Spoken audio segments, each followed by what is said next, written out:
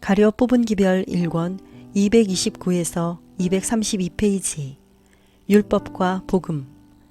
유대인들이 그리스도를 거부하였을 때 저들은 저희 신앙의 기초를 거부하였다. 이와 반면에 그리스도를 믿노라고 주장하면서도 하나님의 율법을 거부하는 오늘날의 그리스도교 세계도 역시 기만당한 유대인들이 범한 것과 똑같은 과오를 범하고 있다. 그리스도께 매달리고 저들의 소망의 중심이 그리스도라고 공언하면서도 도덕적인 율법과 예언들에 대하여 경멸하는 태도를 보이는 사람들은 믿지 않은 유대인들보다 더 안전한 위치에 놓여 있지 못하다. 저들은 무엇에 대하여 회개하는지 완전히 설명할 수 없으므로 죄인들이 알아들을 만하게 회개를 호소할 수 없다. 죄들을 버리라는 권고를 받은 죄인은 무엇이 죄인지 물어볼 권리가 있다. 하나님의 율법을 존중하는 사람들은 죄는 불법이라고 대답할 수 있다. 이것을 확증하기 위하여 사도 바울은 율법으로 말미암지 않고는 내가 죄를 알지 못하였다고 말하였다. 오직 도덕적인 율법의 의무적인 요구들을 인정하는 사람들만이 대속의 본질을 설명할 수 있다. 그리스도께서는 하나님과 인류 사이에 중재하셔서 당신의 율법에 대한 인간의 충성을 회복시키므로 인간이 하나님과 하나가 되게 하기 위하여 오셨다. 율법에는 범죄자를 용서할 권한이 없다. 예수님께서만 홀로 죄인의 빚을 갚아주실 수 있으시다. 예수님께서 회개한 죄인의 부채를 갚아주셨다는 사실이 계속해서 하나님의 율법을 범해도 좋다는 승낙을 한 것이 아니라 그때부터 회개한 죄인은 율법에 순종하는 생애를 살아야 한다는 것이다. 하나님의 율법은 인간이 창조되기 이전에 존재하였다. 그렇지 않았다면 아담이 범죄할 수 없었을 것이다.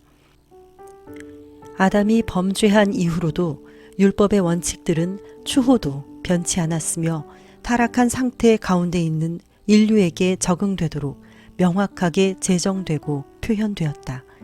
그리스도께서는 하늘 아버지와 의논하시는 가운데 희생 제물을 바치는 제도를 세우셨다. 사망이 즉각적으로 범죄자에게 이르게 하는 대신 하나님의 아들의 위대하고 완전하신 제물을 상징하는 희생 제물에게 사망이 옮겨지도록 하였다. 백성들의 죄는 제사를 거행하는 제사장, 곧 백성들을 위한 중보자에게 상징적으로 옮겨지게 된다. 제사장 자신이 죄를 위한 희생 제물이 될 수 없으며 그 자신이 죄인이기 때문에 자기의 생명으로 대속할 수도 없다. 그러므로 제사장은 스스로 죽음을 맛보는 대신에 흠 없는 어린 양을 죽였다. 죄의 벌이 무죄한 짐승에게 옮겨졌고 그 짐승은 즉시로 죄인을 대신하는 제물이 되었으며 예수 그리스도의 완전하신 희생을 상징하였다.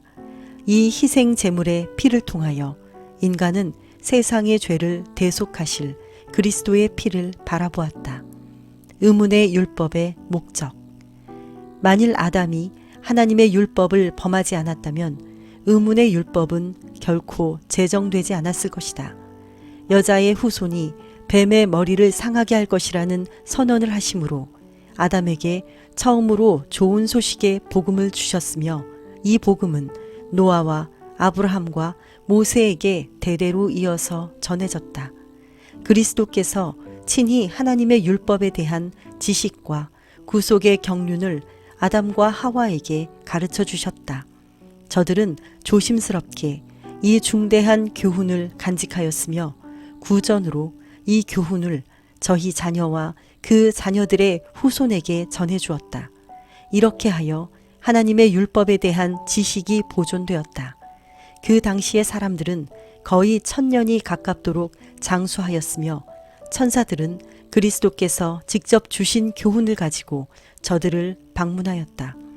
희생 제물을 통하여 드리는 하나님께 대한 예배 제도가 세워졌으며 하나님을 두려워한 사람들은 하나님 앞에서 저희 죄를 인정하였고 감사함과 거룩한 신뢰심으로 샛별의 오심을 고대하였다.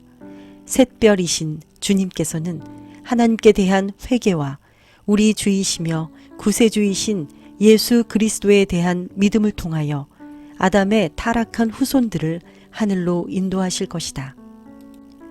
이처럼 모든 희생 제물이 드려질 때마다 복음이 전해졌으며 신자들의 행위는 계속적으로 강림하실 구세주에 대한 저들의 믿음을 나타내었다. 예수님께서는 유대인들에게 모세를 믿었다면 또 나를 믿었으리니 이는 그가 내게 대하여 기록하였음이라. 그러나 그의 글도 믿지 아니하거든 어찌 내 말을 믿겠느냐. 요한복음 5장 46, 47절 이라고 말씀하셨다.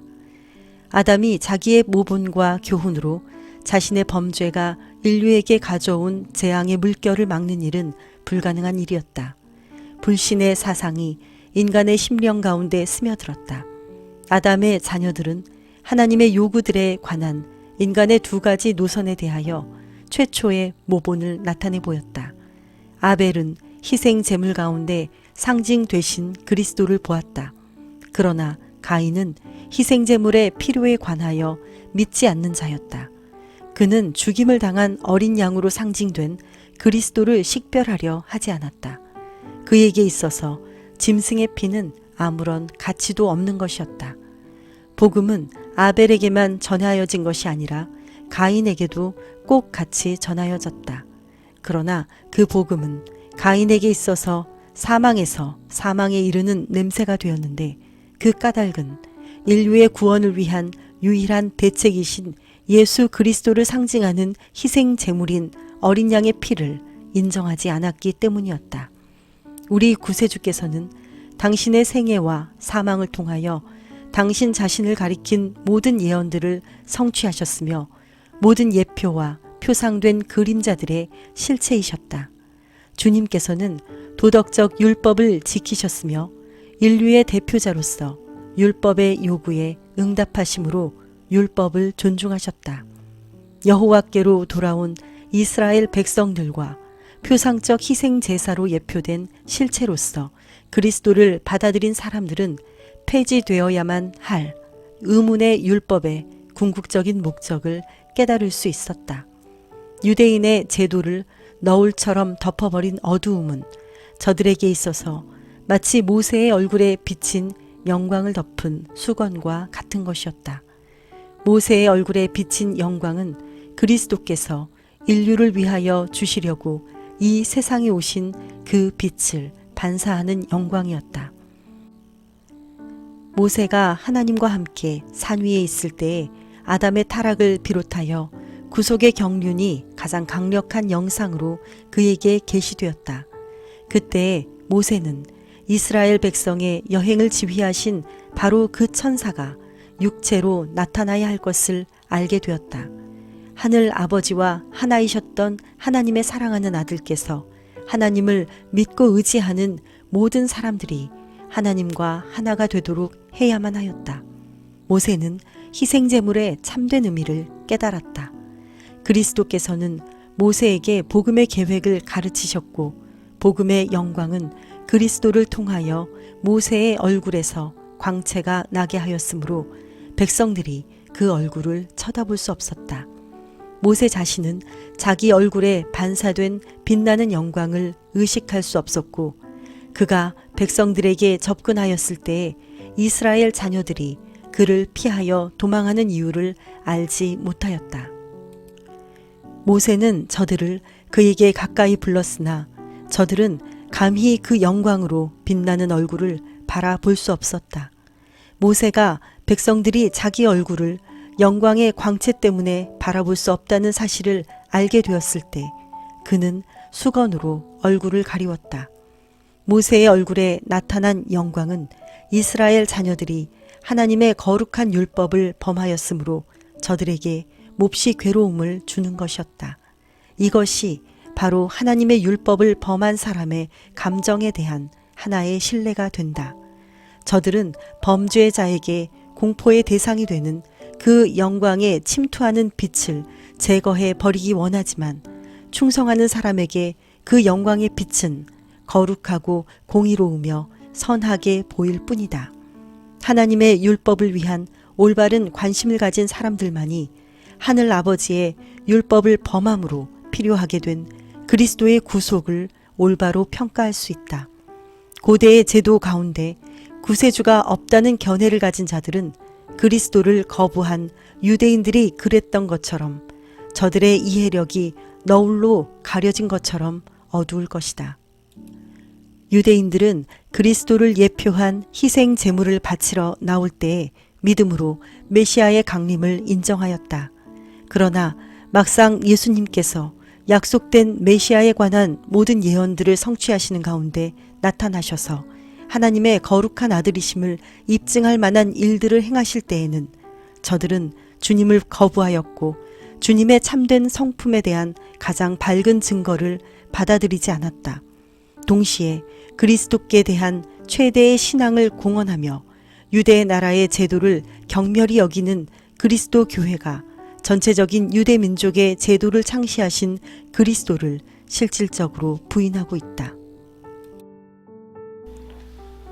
하늘에 계신 하나님 아버지, 우리가 율법을 믿노라 주장하면서 하나님의 율법을 거부하는 유대인과 같은 과오를 범하지 않겠습니다. 예수님의 이름으로 기도드립니다. 아멘.